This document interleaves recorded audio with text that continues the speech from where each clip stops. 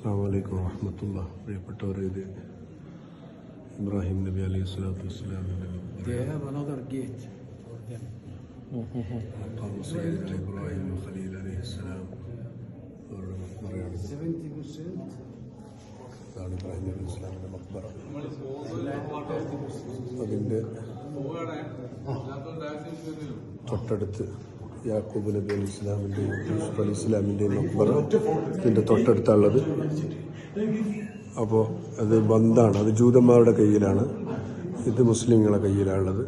യാക്കൂബ് ഇബ്രാഹിം നബി അലി ഇസ്ലാമിൻ്റെ അതേപോലെ ഇസ്ഹാഖ് അലൈഹി സ്വലാത്തു വസ്സലാമിൻ്റെ മക്ബറ.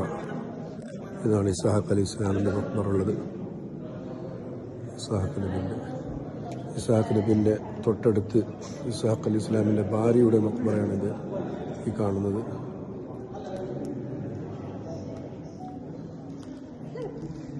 ഇസ്ഹാഖ് നബിയുടെ ഭാര്യയുടെ മക്ബറയാണ് ഇത്. ഇസ്ഹാഖ് അലി ഇസ്ലാമിൻ്റെ മക്ബറയാണ്. ഇത് അവരുടെ പള്ളിയാണ്. ഇതിൻ്റെ മറുവശത്ത് യാക്കൂബ് നബിയും യൂസുഫ് നബിയുടെ മക്ബറ അവരുടെ ജൂതന്മാരുടെ കയ്യിലാണുള്ളത്. എല്ലാവരും ഇവിടെ ഫത്ഹായി കിട്ടാൻ വേണ്ടി ഫാത്തിഹ അല്ലാഹു തആല ദുആ കൊണ്ട് ഏൽപ്പിച്ച എല്ലാവർക്കും ഖൈറും ബറക്കത്തും നൽകട്ടെ. ഉദ്ദേശങ്ങൾ അല്ലാഹു പൂർത്തിയാക്കട്ടെ. ഈ സ്ഥലങ്ങളിൽ വന്ന് സിയാറത്ത് ചെയ്യാൻ അല്ലാഹു തൗഫീഖ് ചെയ്യട്ടെ. ഗ്രൂപ്പിലുള്ള എല്ലാവരും ഒരു ഫാത്തിഹ സൗകര്യമുള്ള യാസീൻ ഓതി ചെയ്യുക. അൽ ഫാത്തിഹ.